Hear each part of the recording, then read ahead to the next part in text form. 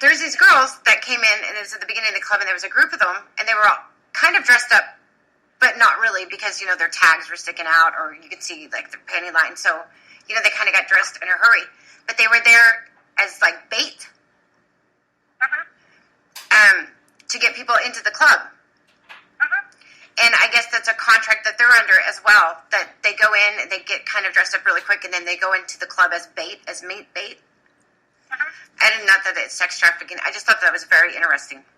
I've never seen that before. Talent, too. The chick that blows my mind. That's the hallmark of a talent. Yeah, it just, that blew my mind. I'm like, that's crazy. I guess it's a way to get a club going. I don't know.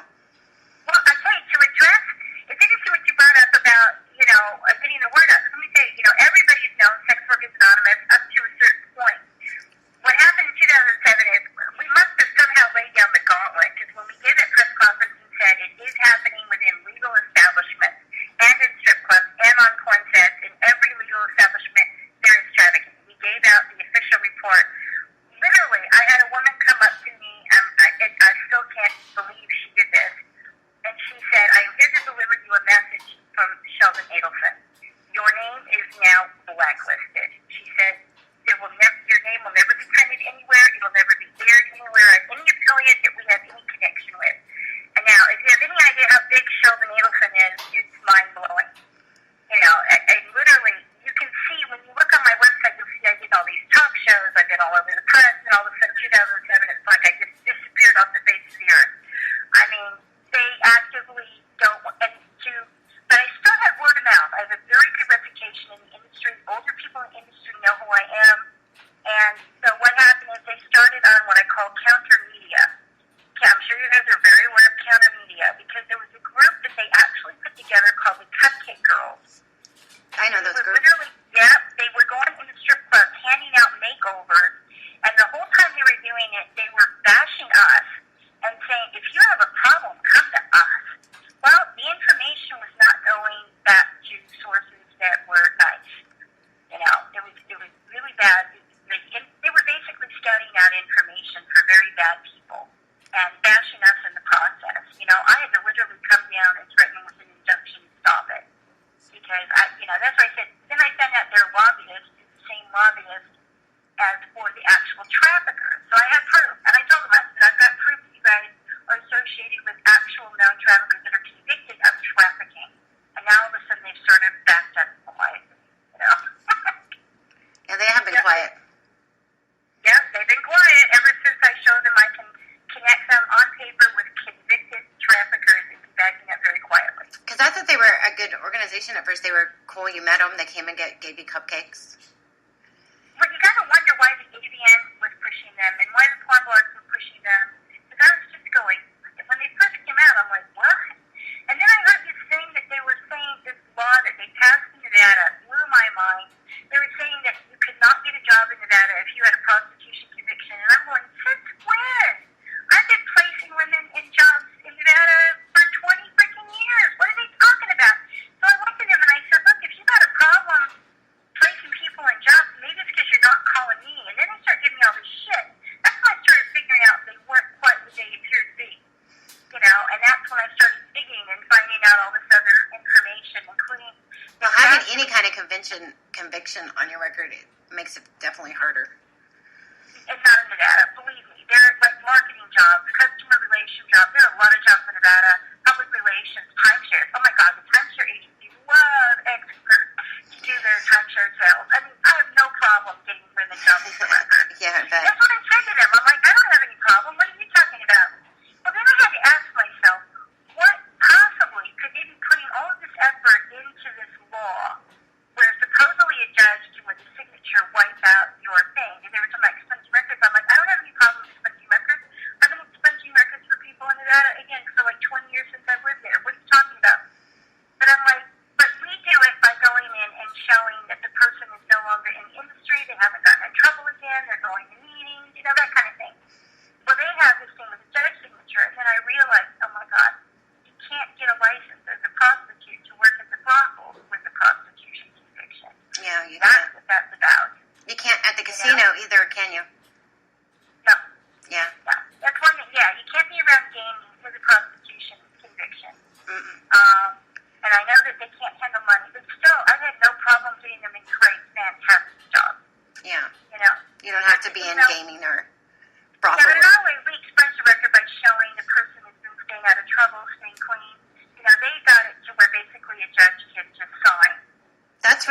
of you, Bella, to offer the help. Thank you.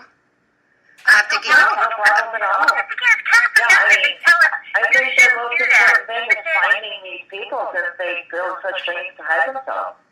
Yeah. And yeah, Bella Yeah. can help you reach out. She's wonderful like that.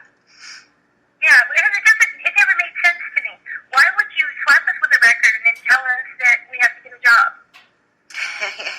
Yeah. I mean, let's make it 1,000 times harder, right, guys? You know?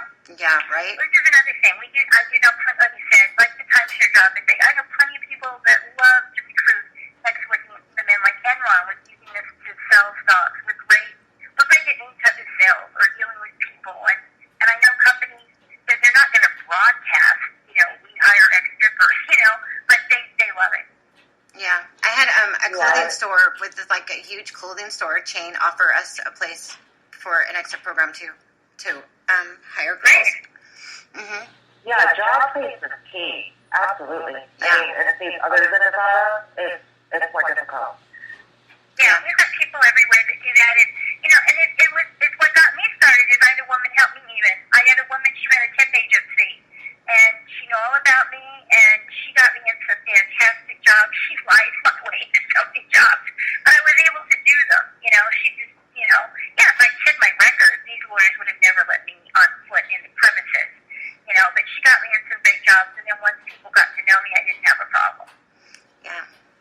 Yeah. So, I mean, that's the thing. We've got good people that can help you get placement all over the country, whatever state you're in. Now tell us again, tell us again your organization and how to get a hold of you. Well, sexworkersanonymous.com, pretty easy to find. Okay. I've got the 800 number on there. And your hotline, your help hotline. Yeah, and I've got the 800 number so that if you've got a cell phone you don't want anybody knowing that you're calling me, just go to a payphone and you can call me on the 800 number. Are there payphones anymore? People call me for payphones, yeah. You need a burner phone. Yeah, burner phone. Or a burner phone, yeah, Google phone, something with it, Make sure you do those phone calls with it. There's a few more bucks in the house. Yeah, right? Yeah. But Sex Workers Anonymous is a great, trustworthy people to help you get out. If you're stuck in trafficking, doesn't always just mean that you came from a different part of the country. It just means that you're stuck in some kind of sex work position that you don't really want to be there and you can't leave. I am so glad that we're partnering with them. Yeah, right? It's really important. It's the safety net. It's really the first thing that we need to do is we need to, protect people in, out. It doesn't matter. There's a cycle that goes for models and escorts and even agencies. And just like as they were talking about it and make sure people are prepared. That's another thing, yeah. I mean, at some point, you're going to quit, and you're going to want to be supported. Because I don't know how much it is now, but I know in my day, when you quit, people would act like you could trade them somehow, and you wouldn't have anybody to talk to anymore. And it was like a club that you didn't belong to anymore, and you wanted to hang out with your own kind. So, I mean, we would provide that support, being around other girls, Yeah, I know that APEC has started some kind of therapy group for things like that, right? Melissa has a group, and I don't have the information about that for me because we have our own internal things still going on. But I'm pretty sure you can go to APEC Union, alumnihouses.com. There's also .org. The information is up there. Yeah, and you have to contact her. It's Mrs. Keone. You have to contact her for approval, verification. And that's how we keep it anonymous. That's how she's keeping it anonymous. So, well, not. That's a great service right there. I know she's very, very passionate about that. Any way to help I guess you could say a peer, or any way to help your neighbor. Yeah, so that's the way I look at it, is if you want out for whatever reason, if it's trafficking, if it's just you're older, your needs are giving out, whatever, we can help you figure out what that is you got to do to get out. Yeah, or if you want to stay and be safe. I mean, you said you had $1 million stacked up. A lot of these girls have a bunch of cash and it's gone in the first year because they don't know how to, either invest or adjust their lifestyle. Oh, we have a great management. Yeah, with the girls who do well. Yeah, we're having That's another thing I was talking about is I'm dealing with a lot of arrested for people not having proper advisement Sweet. in the beginning, proper training in the beginning. You know, I'd like to see that so that I don't wind up with the wreckage 20 years later, you know, and that's why I want to get more involved in helping you guys as a community, too. Yeah. Very true. We have to... easy. Say it again. Very true. It's hard to adopt. It is hard to adapt. And you still always want to be... Yeah, it's very hard to adapt. Let's just say we've got phone support and meetings because sometimes you really don't have a choice, you know, for whatever reason you might have to quit and need that support, yeah. And sometimes you do have to leave. Sometimes you have to get away from bad people. And that means that you can't talk to your old friends. And then what do you do? So, you know, we I support whatever that is. That's good to know. That's Thank how you. I thought when all my friends went to prison. There was nobody left. I mean, these are just people I spent my holidays with, you know, Thanksgiving and Christmas. You know, we were actually trying to sort of foster a family atmosphere. Unfortunately, some people in our family were not well behaved. And then there were a lot of other people in trouble. And so when that happened, I didn't want to get involved in that. And it was just me. You know, they were all gone, and it was just me. It was, it was very lonely. What do I do now? Who do I talk to? And, right. Even as a parent, I did so hard for a while. I did. Yeah. Well, I went through a lot of time on probation because, you know, all anybody has to do, and I don't know if people realize this, but all anybody has to do is if the law considers them a known prostitute, is point a finger at you and say, she gave me a phone number, and then you're guilty of a felony. And my attorney advised me of this when I was on probation. He said, all any working girl has to do is turn to you and say, she gave me a number, and she gets off her case, and your ass goes to jail. And I'm like, so you're telling me I can't talk to anybody in the business for the next 2 years? Oh, yeah, and that's another thing. It's literally to save my ass. Yeah. That's called something I forgot.